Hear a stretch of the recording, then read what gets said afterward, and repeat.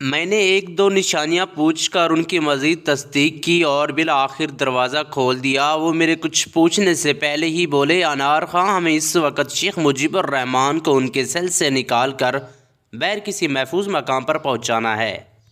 آج رات کسی وقت بھی جیل کے قیدیوں کی جانب سے یہ منصوبہ بندی کی گئی ہے کہ شیخ مجیب الرحمان کو ان کے سیل میں قتل کر دیا جائے۔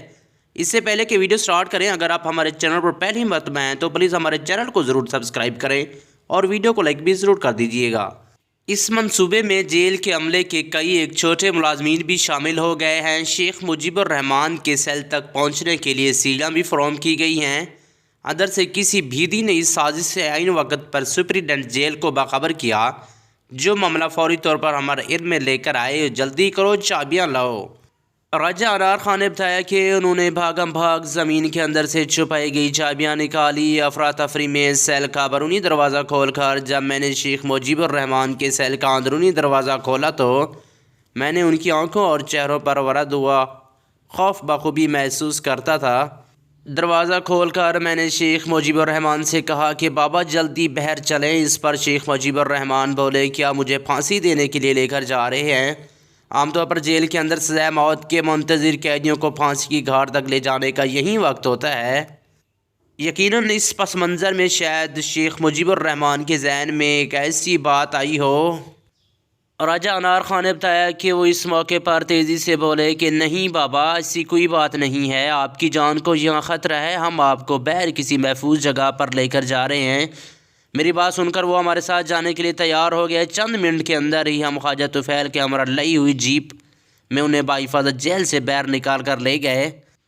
تاہم اس موقع پر جیپ کے ڈرائیور نے تھوڑی بے وقوفی کی۔ شیخ مجیب الرحمان کو لے جانے والی جیپ کو موڑ کر اس کا پچھلا حصہ سیل کے دروازے کے ساتھ لگانے کی بجائے اس نے جیپ سیدھی لگا رکھی تھی۔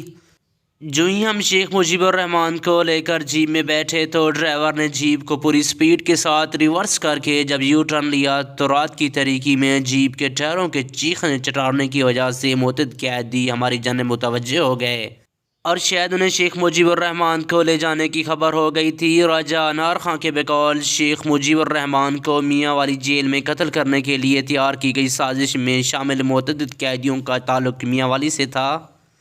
وہ میاں والی کے سپوت جنرل نیازی کی بھارتی فوج کے ہاتھوں ہتھیار ڈالنے کے واقعے کے بعد ان کے ساتھ رواں رکھے جانے والے سلوک اور تذلیل پر مشتعل تھے۔ انہوں نے اس کے رد عمل کے طور پر میاں والی جیل میں شیخ مجیب الرحمان کو قتل کرنے کی سازش تیار کی، جس میں بعد ازاں جیل کے عملے کے کئی اہلکار بھی شامل ہو گئے، جنہوں نے شیخ مجیب الرحمان کے سیل تک پہنچنے کے لیے سیڑھیاں اور دیگر آلات بھی مہیا کر دیے تھے، جو بعد ازاں برآمد کر لیے گئے۔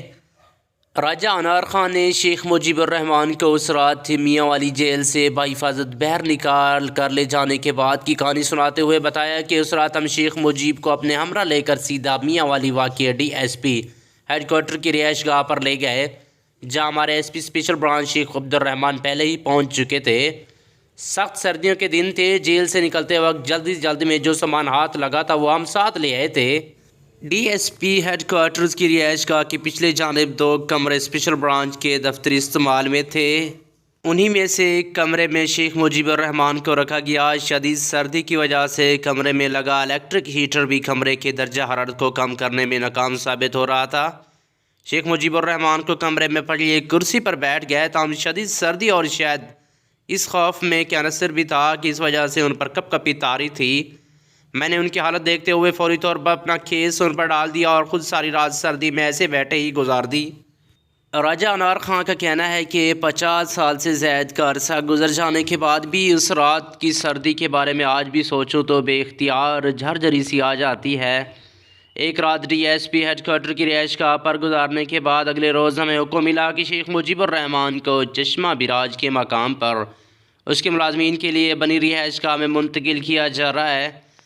وہاں جانے کے بعد اب یہ چھایا ہوا خوف کافی حد تک کم ہو چکا تھا کہ ہمارے حسن سلوک اور بر وقت کارروائی سے وہ بڑے خوش تھے۔ ہماری ڈیوٹی اب بددستور شیخ مجیب الرحمان کے ساتھ ان کے سیکورٹی آفیسر کے طور پر تھی۔ شیخ مجیب الرحمان کا سال 1971 کا زیادہ عرصہ جیل میں گزرا۔ مشرقی پاکستان میں ہتھیار ڈالنے اور پاکستانی فوجیوں کو جنگی قید بنائے جانے کے بعد یحییٰ خان کا اقتدار ذوالفقار علی بھٹو کے حوالے کر کے علیحدہ ہو چکے تھے۔ جس سے کلی طور پر شیخ مجیب الرحمان لاعلم تھے۔ چشمہ براج کی رہائش کالونی کے ایک بنگلے میں ہم تقریباً ایک ہفتہ شیخ مجیب الرحمان کے ہمراہ مقیم رہے۔ ایک بنگلے میں شیخ مجیب الرحمان کمرے میں رہتا تھا، جبکہ دیگر 2 بنگلوں میں اسپیشل برانچ کے باقی افسران مقیم تھے۔ ایک ہفتہ چشمہ کندیا کے مقام پر شیخ مجیب الرحمان کو رکھنے کے بعد اگلا حکم یہ ہوا کہ انہیں سیالہ ریسٹ ہاؤس پہنچا دیا جائے۔ اس مقصد کے لیے شیخ مجیب الرحمان کو سیالہ ایسرا اڑانے کے لیے انتظامات شروع ہوئے۔ کندیا کے مقام پر ہیلی کاپٹر اتارنے کے لیے ہیلی پیڈ بنایا گیا۔ سب کچھ بڑی تیزی کے ساتھ ہو رہا تھا۔ مجھے کہا گیا کہ ہیلی کاپٹر میں شیخ مجیب الرحمان کے ساتھ تم بھی چلو گے۔ دیگر افراد ایس پی شیخ عبد الرحمان، ڈی ایس پی توفیر بھی ہمراہ تھے۔